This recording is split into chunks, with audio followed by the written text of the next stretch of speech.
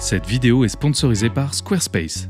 Et coucou, j'espère que tout le monde va bien. Nous nous retrouvons aujourd'hui pour une vidéo un peu particulière, car la star de la vidéo du jour ne sera pas un plat, mais une sauce. Et oui, une sauce, mais pas n'importe quelle sauce, une sauce qui va vous envoyer à l'autre bout du monde en une bouchée. Elle est d'une simplicité légendaire, elle est fraîche, elle est colorée et elle s'accorde avec les viandes, les légumes, des salades, de la volaille, des poissons. Bref, c'est la sauce dont vous ne pourrez plus vous passer.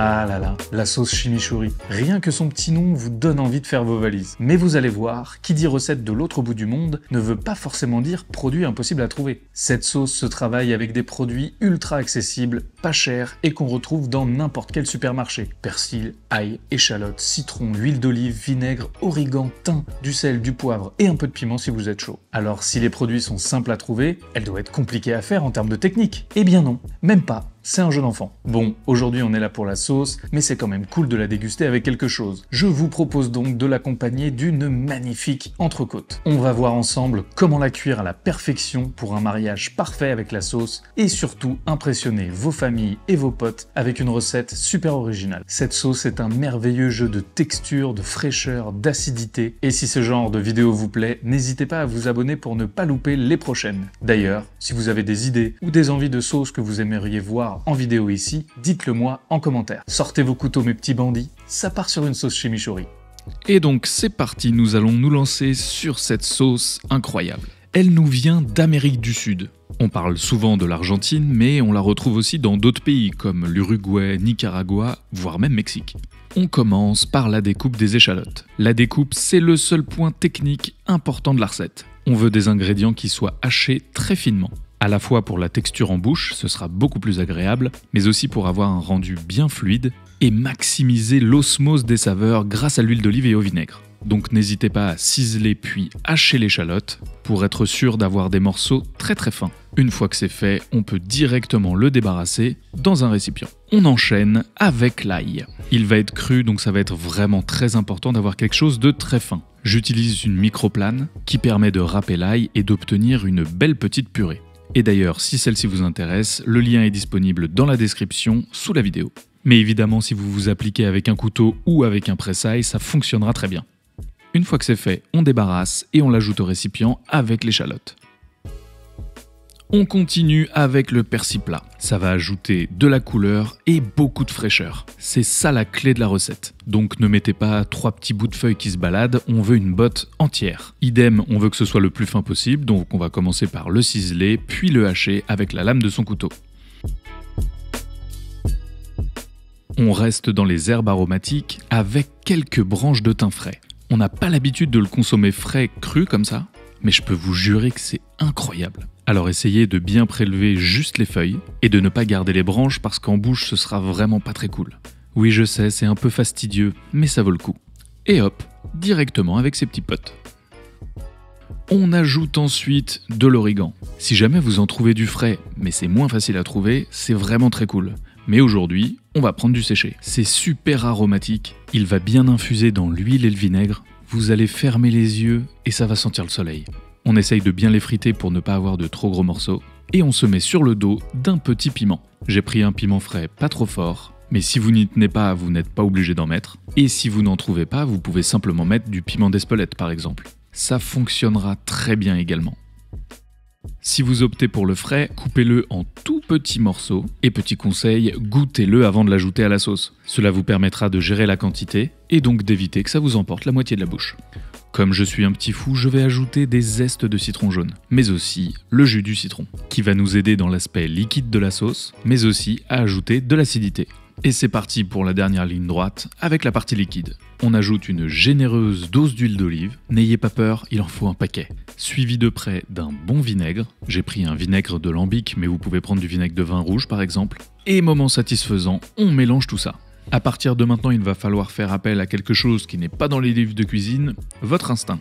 Car on veut une belle texture à la sauce. Elle doit être ni trop sèche, ni trop liquide. Et donc c'est à vous d'ajuster avec de l'huile et du vinaigre pour avoir un rendu à la fois homogène, mais qui glisse tout seul de la cuillère. Lorsqu'elle est prête, on la laisse reposer à température ambiante. Et voici le moment où je vous parle de Squarespace, le partenaire de cette vidéo. Merci à eux. Si vous ne connaissez pas cette solution, Squarespace, c'est la plateforme qui regroupe toutes les fonctionnalités pour vous aider à donner vie à vos idées, vos projets et vos créations. Que vous soyez déjà dans le feu de l'action sur l'un de vos projets ou que vous réfléchissiez à le lancer, vous pouvez aller encore plus loin en créant de l'engagement avec votre communauté ou en développant vos ventes, et tout ça sur la même plateforme. Elle est accessible depuis votre ordi, vos tablettes ou vos smartphones. Squarespace propose la création de sites grâce à un éditeur très puissant qui propose un système de design web très performant où vous pourrez choisir vos templates de pages et les adapter comme vous le souhaitez. Vous pourrez également améliorer votre référencement pour apparaître au mieux sur les moteurs de recherche. Même si vous n'êtes pas un expert, vous pourrez utiliser les fonctionnalités intégrées et des tutos pour vous guider dans cet univers. Et grâce aux outils d'analyse des données, vous pourrez identifier la provenance des utilisateurs et quelles sont les sources de trafic les plus performantes. Bon,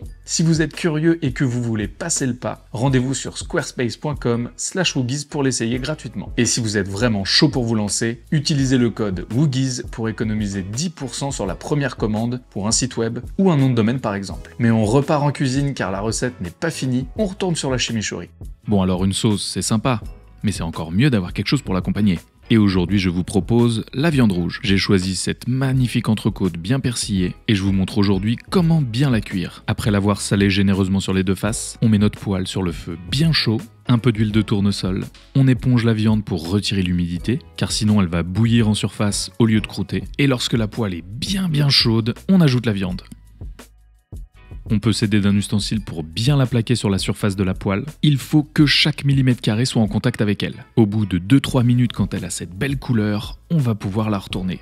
Évidemment, ajustez la cuisson en fonction de la taille de votre morceau. On laisse colorer 1 minute et demie de l'autre côté, puis on baisse un peu le feu sous la poêle, on ajoute du beurre, du thym et de l'ail.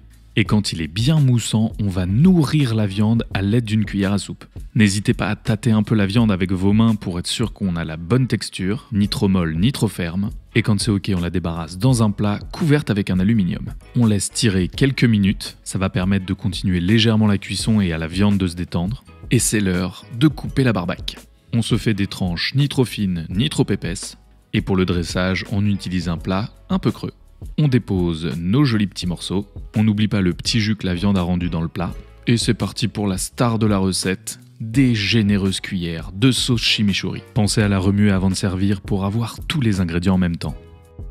Alors, ça a l'air dingue, non? Je peux vous jurer qu'une fois que vous l'aurez goûté, vous allez la faire à toutes les sauces. C'est le cas de le dire. Le printemps arrive, les grandes tablées aussi, et les barbecues. Alors n'hésitez pas à partager la vidéo autour de vous pour donner la patate à vos amis, au boulot ou à votre famille. Pensez à liker la vidéo si elle vous a plu, ça nous aide beaucoup dans le projet et nous donne la force pour revenir toutes les semaines avec une nouvelle recette. Si vous avez des questions, l'espace commentaire vous attend. Je réponds à un maximum d'entre vous et je les lis tous. Je vous dis à très vite pour de nouvelles aventures. C'était Hugo, vous êtes toujours sur Woogies. Bon appétit, ciao!